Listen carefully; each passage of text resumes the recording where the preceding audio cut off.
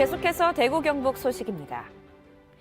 공공부문 비정규직 전환을 두고 잡음이 끊이질 않습니다. 신용보증기금에 이어 한국가스공사도 비정규직 직원들이 반발하고 있습니다. 양관희 기자가 취재했습니다. 한국가스공사에서 전산직 직원은 54명, 모두 비정규직입니다. 보안 업무나 통합 정보 시스템 관리 같은 일이 업무입니다. 공공부문 비정규직 전환 과정에서 전산직을 제외했다고 항의하고 있습니다. 같은 공공기관인 국민연금관리공단은 전산직을 정규직 전환 대상으로 분류했습니다. 문재인 대통령이 말씀하시는 그 전산직 중도 상시 지속 업무이므로 정규직을 해야 된다, 이렇게 저희가 주장해 왔고, 신용보증기금에서도 고객센터 직원들이 여느 공공기관과 다르게 자기들은 정규직 전환에서 제외됐다고 반발하고 있습니다. 한국가스공사와 신용보증기금 모두 고도의 전문 인력은 제외할 수 있다는 정부 가이드라인에 따랐다고 말합니다. 기관에 따라 비슷한 일을 하는 사람들이 이런저런 이유로 정규직 대상이 되기도 하고 빠지기도 하는 상황이 벌어지고 있습니다. 정부 가이드라인이 달리 해석되는 셈입니다. 전환 과정에 노동자 대표가 대화의 대상에서 사실상 빠져 비판의 목소리가 나옵니다. 구체적인 가이드라인을 준비했어야 되는데 방향 정도만 가지고 그러다 보니까 발생되는 이제 해석의 차이가 있을 수 있는 여러 가지가. 정부가 제시한 가이드라인을 기관마다 입맛에 따라 제각각 해석을 달리하면서 가능한 비정규직을 줄여보자는 정부의 취지가 빛을 발하고 있습니다. MBC 뉴스 양관입니다.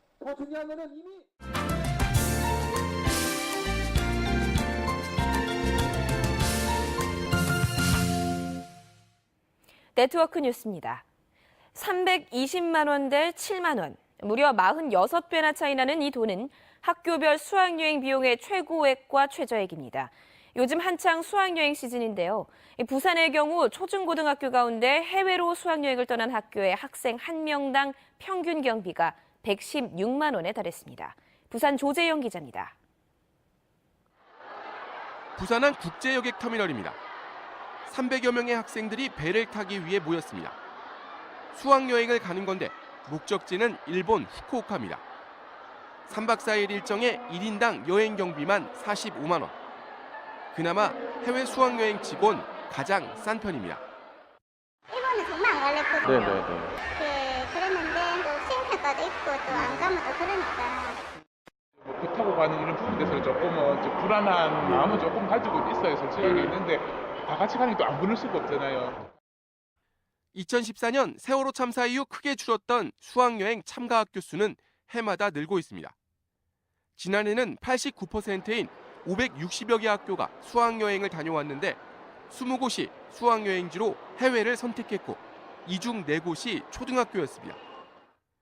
학생 한 명당 평균 수학여행 경비만 116만 원, 320만 원을 내고 수학여행을 간 곳도 있습니다. 반면 7만 원짜리 수학여행을 포함해 국내 여행의 평균 비용은 21만 원으로 해외의 5분의 1 수준입니다.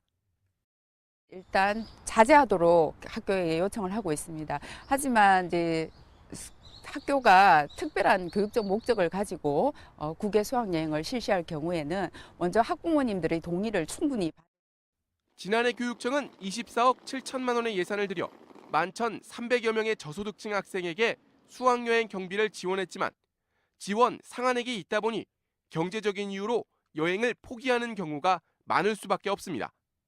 1학년 때 미리 학생들이 원하는 수학여행지는 무엇이고 어떤 문제가 발생을 하고 그럼 우리는 어떻게 해서 같이 갈 것인가를 고민할 수 있는 장을 열어주는 것이 교육의 본질에 맞지 않을까 하는 생각이 듭니다. 수학여행을 포기한 학생들은 별다른 교과 과정 없이 자습을 해야 하는 게 현실입니다. 안 가는 애들은 보통 어떻게 해요? 학교에 있어요? 학교에서 뭐 해요? 지난해에만 2,600여 명의 학생들이 수학여행을 가지 않았습니다. 금전적인 문제가 상당수일 걸로 추정되지만 교육청은 불참 이유를 파악하지 않고 있습니다. MBC 뉴스 조지영입니다. 대구지검은 대구시 선관위가 고발한 권영진 대구시장 선거법 위반 사건을 공안부에 배당해 수사를 시작했다고 밝혔습니다. 검찰은 선관위가 제출한 자료를 검토하고 선관위 담당 공무원과 참고인 조사를 한 뒤 권 시장을 소환할 계획인데 소환 시점은 지방선거 이후가 될 가능성이 높다고 덧붙였습니다.